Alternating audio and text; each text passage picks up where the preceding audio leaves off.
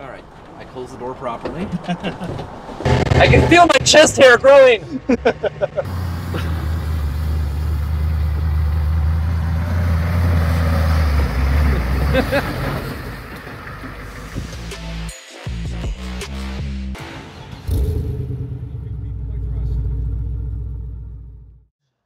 Thank you for clicking on the video. Jason here with Gearhead Syndrome. I've got a buddy of mine, Colt Selleck of Hi-Ho Stable Garage. Thank you for showing me your truck. I've been following along on YouTube's. His YouTube channel, Hi-Ho Stable Garage, is linked in the description below. I'll put a little thing up here. But he's showing me this cool truck he's been building over the last, how long have you been working on this now? This was actually a blitz. Basically, we started late summer, and we had to drive this for winter.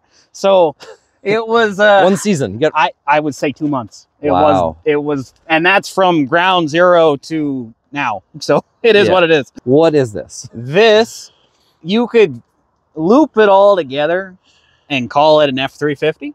Okay. 1986, roughly. Are there different, is this like the Johnny Cash song? Cadillacs? There's about 27 different trucks in this thing. Yeah. 27 different trucks, but it's all grouped into one, but we're going to have to walk around it, really. And I'm going to have to show you piece by piece because it's all over the place. It's a thing.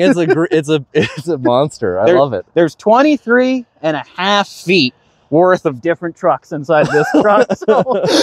Yeah. So the VIN is an 86. Yeah. The front clip, I'm assuming, is 86. F600, actually. F600. Okay. Yeah. Big truck. Wow. Yeah. And then you've stretched the frame. Yep. And there's another regular cab on the back of the first one. Correct. That's kind of the crown jewel of this truck. Is it's 2 trucks in one, 2 single cabs. It's just brought together. Hold on, I'm gonna walk it. Here we go. Yeah, walk it. 2 hours later. Still more truck. She's a little bit of a redneck limousine. Not gonna lie. So how long is the box on it? That's an 8-foot bed. This is full 8 foot. I use this truck for lots of things, and work is the main one of them.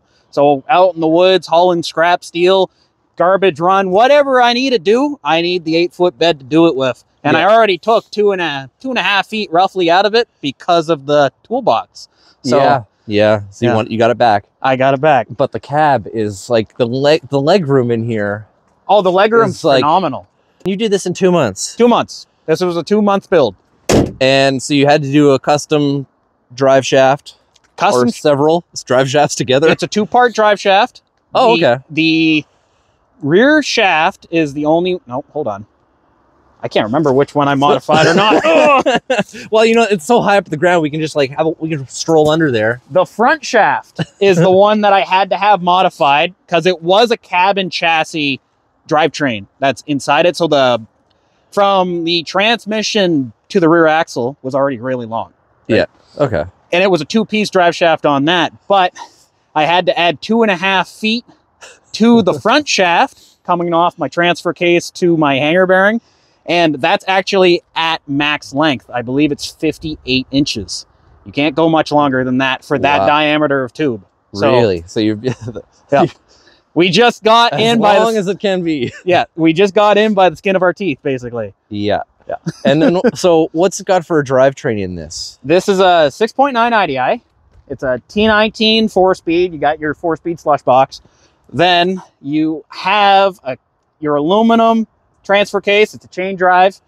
Then obviously then obviously your 2-part drive shaft all the way back to your 10.25 rear end. Okay, and it wasn't a dually. No, when you started this. No, so you also didn't just stretch it. You also converted it to a dually in that 2 months. That's correct. And we did it. You know, there's a couple ways you can do the dually conversion.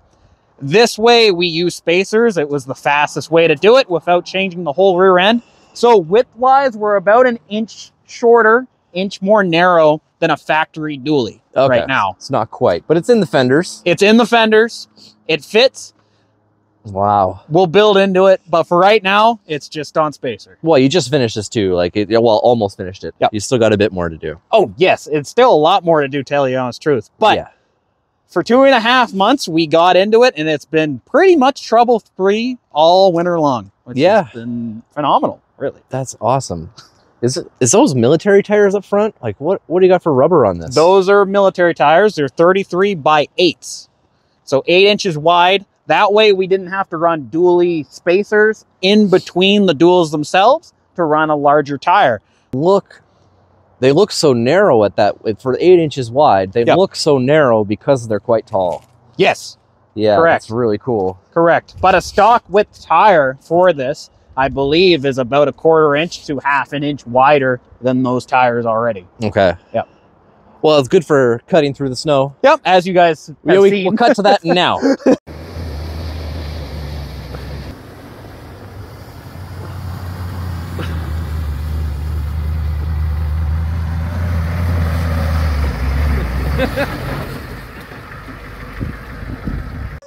Yeah.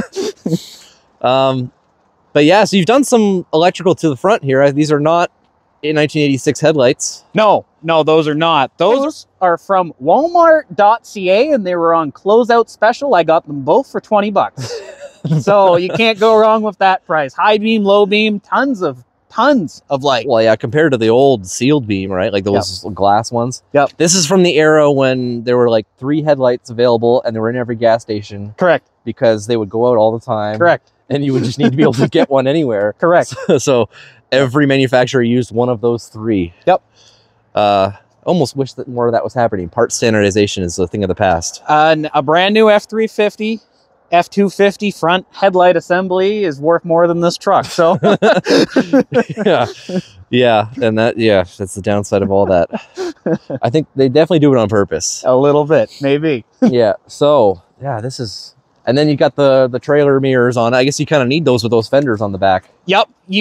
There's a lot of fellas driving around in their Ram 3500s with the moose antlers all the way at the end. This actually needs them because I can't see past the hips. Yeah. With normal mirrors. Yeah. So we put this truck is bootylicious. She's very wide. She's very wide and very long.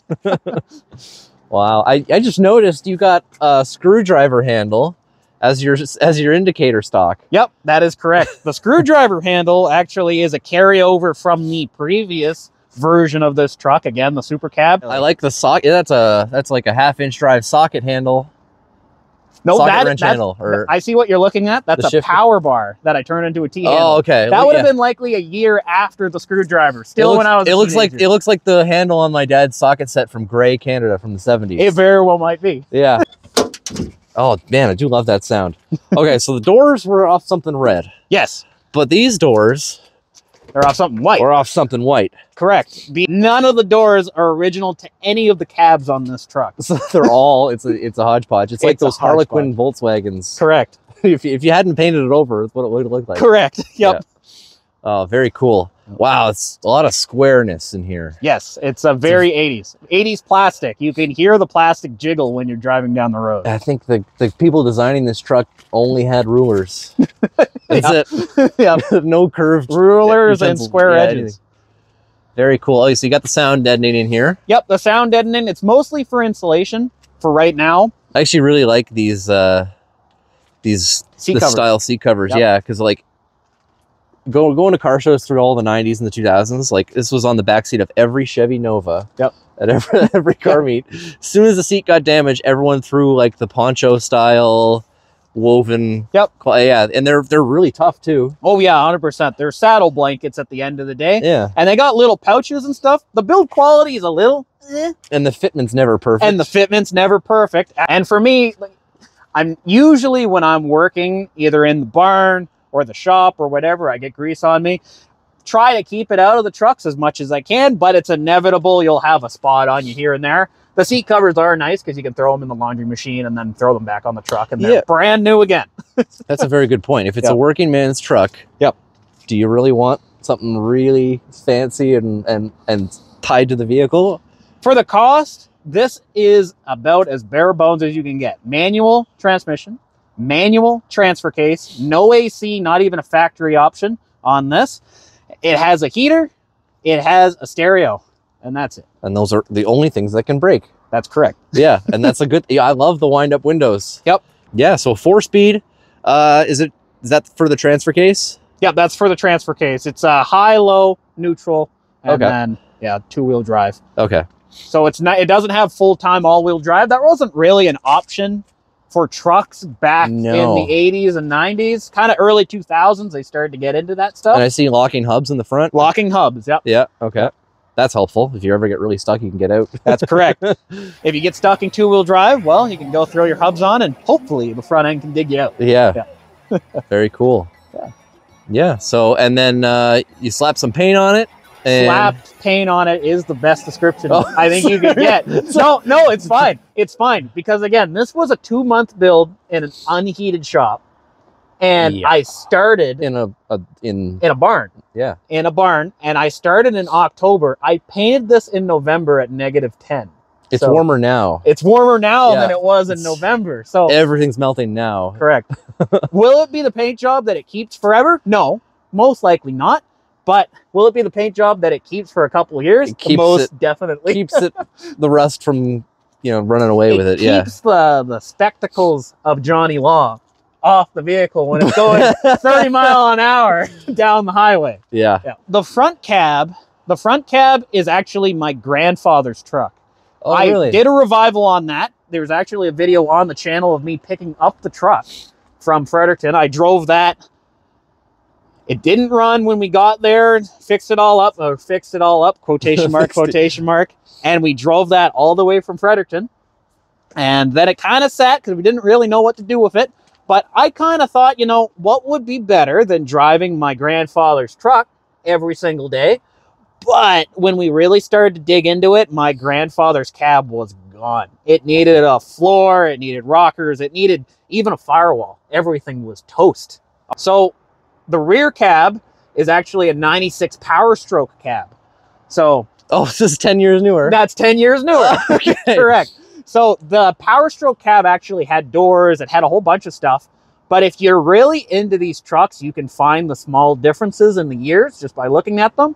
So the red doors actually are 96 red doors. The white doors are 80s doors, but I had to move the glass from the old 80s doors into the 90s doors to make a match.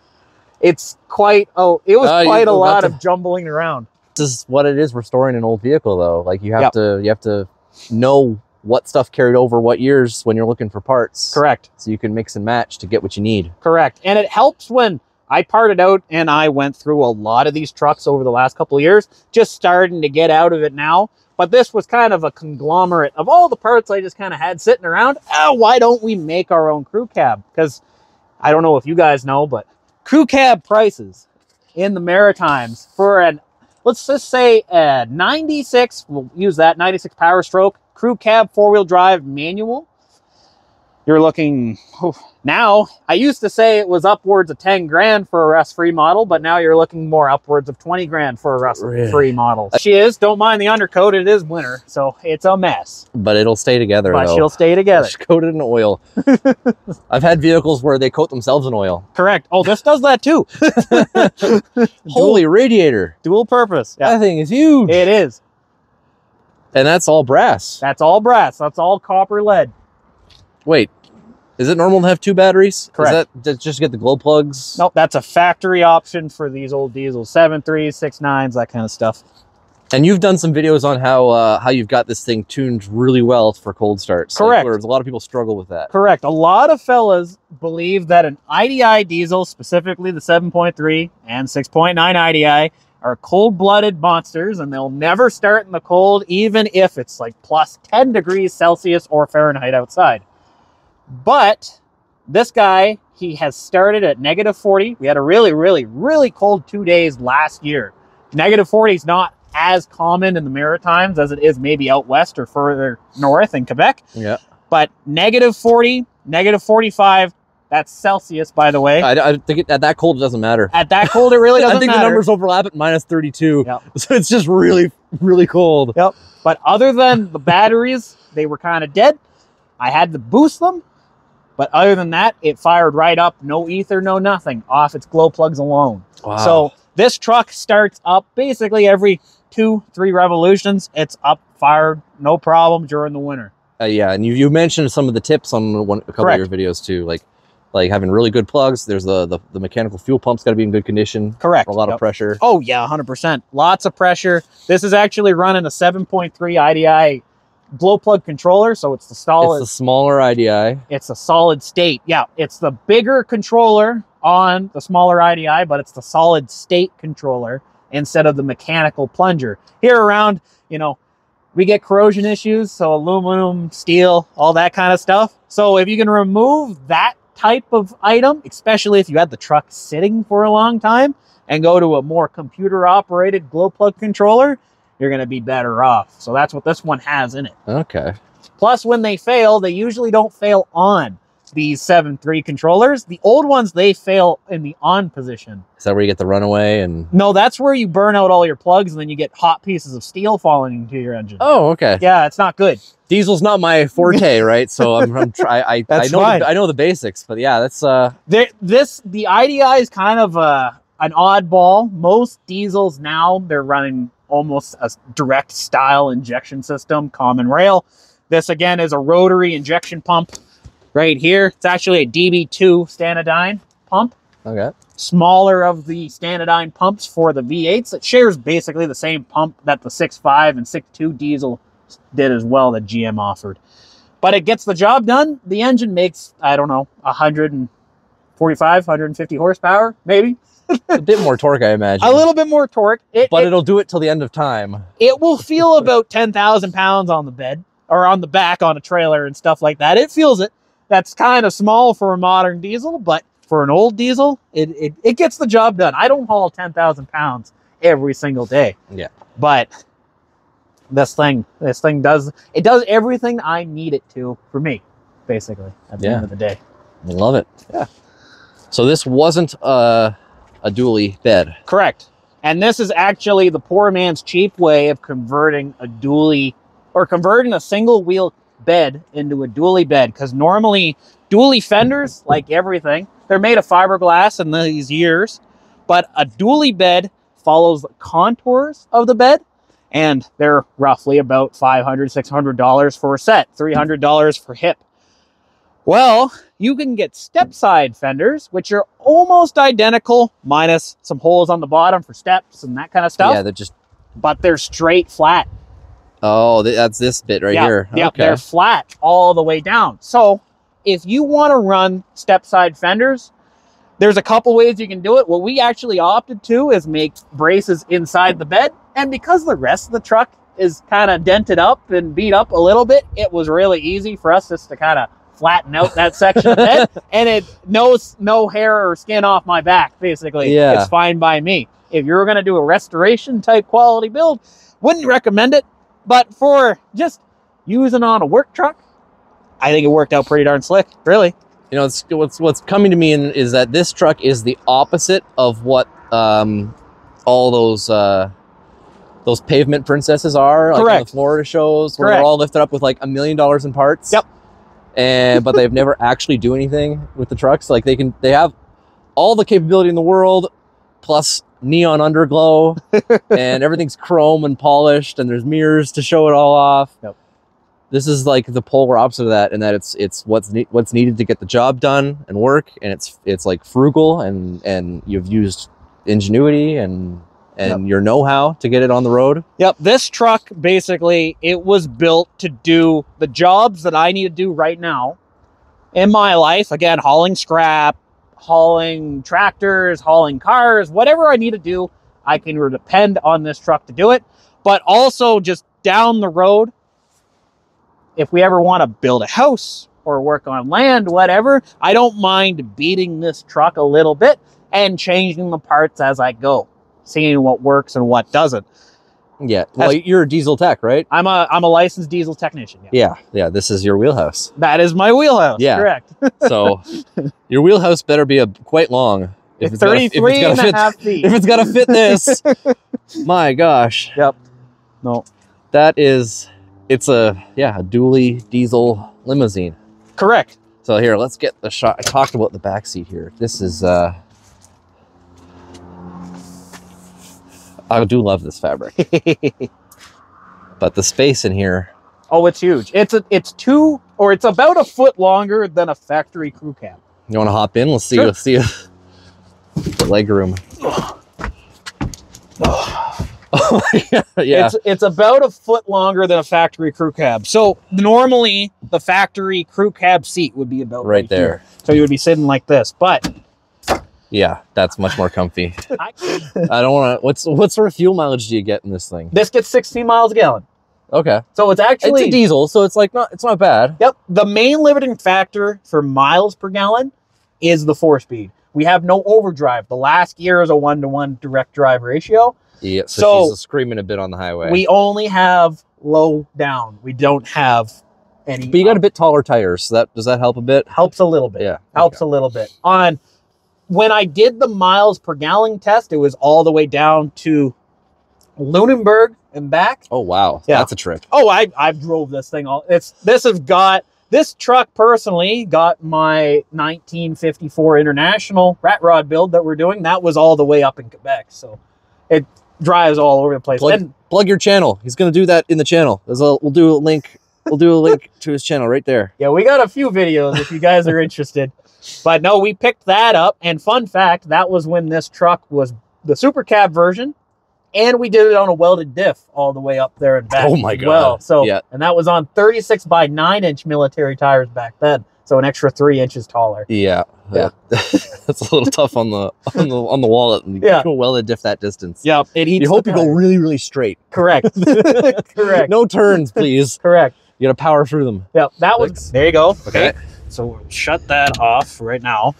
So glow plugs are going to cycle, and you can tell by the amp gauge, actually, it's going to go back and forth, but it's already warm, so it shouldn't really need anything. Okay. You're going to be in gear right now, and now you're in neutral. Neutral. So all you're going to do is press the button. You don't have to clutch in. There's no safety on it. Okay. Yeah. I'll still leave the clutch in just that's because my own comfort levels. That's fine.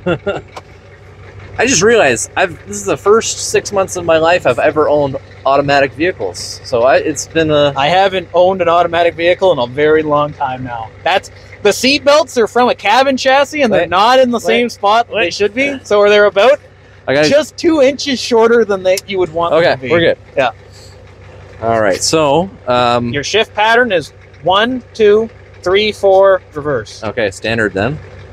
Is that in? Okay. Wow. Yeah, and it's diesel, so. Yep. Oh, she's big. This might be the biggest thing I've driven since I moved. Yep, she's 20. I rented a giant U-Haul. It's kind of the same feel. It's about as big as the box truck, 23.5 feet.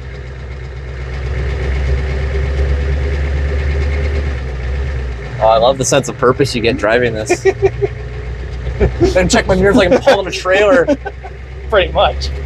For work, I occasionally have to haul a 30-foot trailer, so I'm used to checking my mirrors, but not without one. So like in this sense, like I'm just making sure I can handle the corner. It's still took the snow. Oh man, that car meet that was here earlier, some jerk did a big burnout here. I see that. How do you zoom in? Who's the jerk, huh? It wasn't me. There you go. All right. This might be the first diesel I've ever driven, actually. Certainly the first. Yeah, I think it might be. You think so? I think so. Well, there you go. It's an honor. You get to drive the biggest one on the road. It started big. So another thing this truck doesn't have, it's very bare bones. It does not have auto closing turn signals, so you have to turn them by yourself at the end. Gotta cancel them. Okay. Gotta cancel them. You know what? I did drive a vehicle that had that. The last one that had that same thing where you had to cancel it yourself was a Caterham. What's that? Yeah. The opposite of this.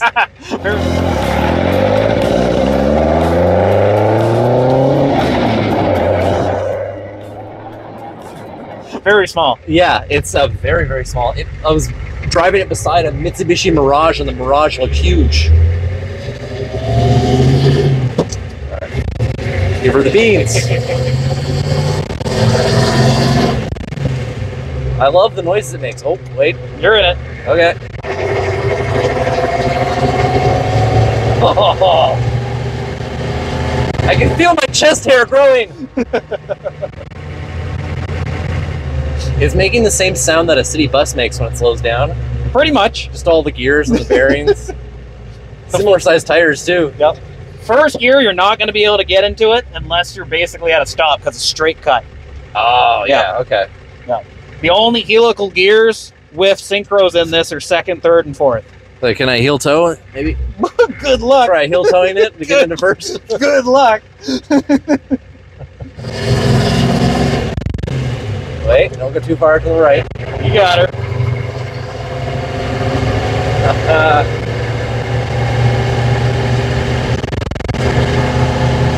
This shifter is nice too. It's really not bad unless it's -40, and then it bites a little Your bit. Your hand sticks to it. Correct. It does, just a little bit. Oh. Am I in the center of the lane here? I think I am. Okay. Nope, no, you're good. I'm also used to driving on that side of the car too. That is true. So I'm back and forth. How long you been driving the Crown? That one's I had 6 months. I've had the Estima for a year. Yes, sir. Goes into gear nicely though. Yep, it does. I keep expecting there to be more of a clunk or an engagement.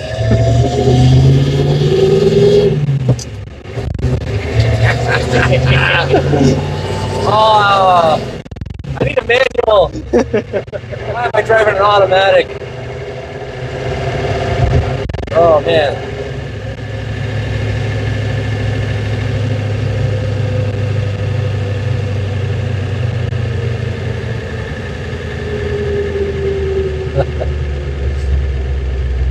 Yeah, I almost should have sat in the back seat. I haven't sat in the back seat in this thing forever, or not while it's driving anyway. Yeah, you could. There's more legroom in the back, I think. There is more legroom in the back. I love the noises it makes. I love the way it feels. Like this is nice. Yep. The steering, a tilt would be nice. I'm a little taller. It would be. But yeah, it's this wheel is this. Well, this was in a lot of Fords in the '80s. I think I recognize this from like Mustangs and stuff. The column that's in that right now, if you notice, it actually has an auto turnstock in it. That is, again, not from this truck. Not from this cab. We'll have to get like a list of like do an Excel sheet. It would be a very long list. You're gonna get down. If you go left to right, you'll get into like AF. Yeah, the list of vehicles. The torque is nice. The torque is nice. You can shift low. It can go about 800 RPM. You can get into gears. A little bit more for third, but not too much. Not too much less. That's short shifting. Yep. That's usually how I drive it, is short shifting it. Just take advantage of the torque. Yeah. But you can drive her however you want. I can't imagine I could break this if I tried. It feels rugged. It is. It weighs. It's short of the transfer case. The transmission is the heaviest part if you're trying to put it on by hand. No. It's pretty funny. I think it's so not my typical type of vehicle, but it is very much my kind of vehicle, and that it's kind of childish. It's like a big Tonka truck. My 6-year-old self is loving this thing because it's loud and it's big, like a big Tonka truck, and it's like clunky and manly. It's like that guy right there. Yeah. Enhance. Okay, I haven't left the blinker on. Nope. But then again, I haven't put it on yet. That's true. So this is the one time I put it on, it stayed on. Take every feature that you have in your Toyota Crown and get rid of them. Yeah. It has a steering wheel, which is nice. I like that. It has a wheel. It has a steering wheel. That's about it. That's the only carryover, really. The stoppy pedal and the go pedal is nice. Correct. It's good. Included. I think I'm taking the entire merge lane here. Okay. Not as confident in vehicles that aren't mine. Okay. That guy ran the red, so I had to leave it space to get by. And I didn't come that close to the curb. I think I'm all right. Yep, you're good. Your widest part is your hips, or your mirrors, actually. So. What did you just say to me? It's a badonkadonk Tonka truck. Correct. And she will fit through a Tim Hortons drive-thru. Oh, that's good. No. Oh wait, I did it again. Wait, okay. I only made it quarter mile before I remembered to turn it off. Don't worry, everyone's just watching you. This isn't going on the internet, is it? Uh-oh.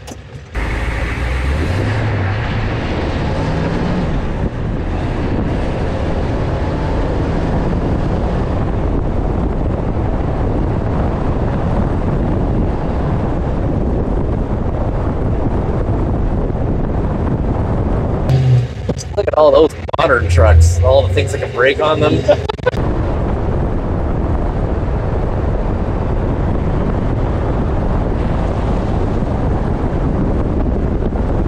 Fastest I've ever went in the old spec was about 140, but that's it.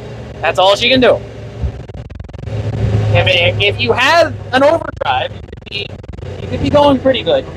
But that's about it. But it's a good thing, you know, the speed limits are only 110, so you would never, ever go faster. I did that on a track, because this is a track car. Yes. Yes. Yeah. Autocross. And all that stuff. I remembered to cancel the signals when we got on the highway. I'm doing it. Okay, let's go to second here. Good, leaving lots of... Canceled. I like this thing.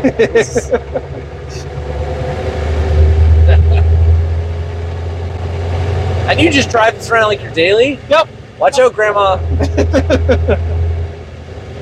No, I'm used to it now.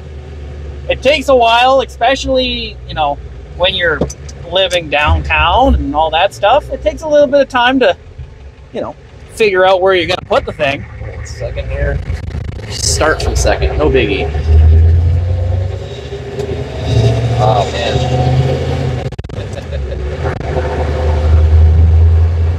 It's so loud. I always say like half of what makes me love a car is the noises. Yep. Well, we have no insulation on the floor at all. And there's a hole right there. And there's a hole right there. So you're hearing every noise the transmission's making right now. And it's mostly really just the transmission, unless it's on a cold start. The engine's about twice as loud on the cold start. Timing changes, all that stuff. Yeah. But just idling, it's really not that bad. Even the exhaust, it's nothing spectacular. It doesn't have a big booming muffler on it. It has a school bus exhaust system, front to back. I wish more manufacturers would start making actual simple trucks like this. Yes. Like, we talk no frills. I guess they're legislated out of being able to, now they have to have backup cameras. Yeah. So they all got touchscreens. Yeah. There's all a million things that go wrong, and they need software updates. This is a truck. Like capital T truck. Not like, oh, I got a truck. You know, I used to bring the kids to soccer practice and get groceries and haul a boat once every year. I really like this. You built something fun. It's very fun. I feel like a kid again. Like, I want to ride at an amusement park. My parents stopped because they saw some go-kart track, and I'm just...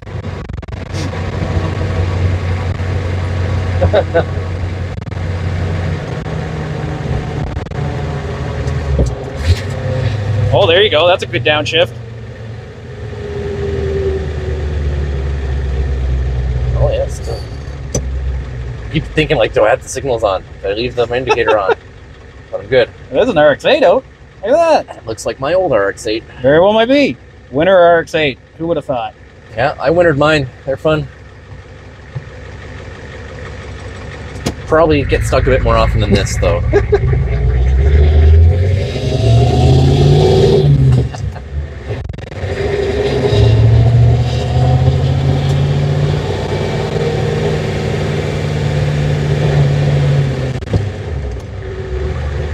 Yeah, first and second gear, they're pretty short. It likes lumbering around. Yep. Third gear, it's pretty long, and then fourth gear is obviously your longest gear.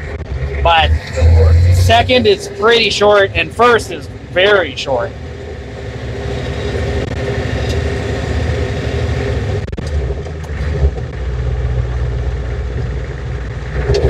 transmission shifts actually quite smoothly. It's not bad. Yeah, it gets along with the engine well. Yep. And you know, for the sort of torque and like duty cycle it's built for, the clutch isn't that heavy. No. A lot of people would probably consider that heavy, but I was expecting it to be like. I had this one, I believe, is an 11-inch clutch. I had a 12-inch clutch in my shorty F-150 with the big block Ford. That one was quite substantially heavier than this. Okay. Oh no, where are we going? This looks really slippery. You have basically snowshoes on the back. Do I have to turn off traction control? Yes, actually, yeah. It's, the back is so far behind though. I can go second. Oh, you can go to third, likely. Oh my god, alright. It's so long. It's just idling. It's doing, this is the most controlled you'd ever be in a slide. Because it's so far behind you. It's like every input.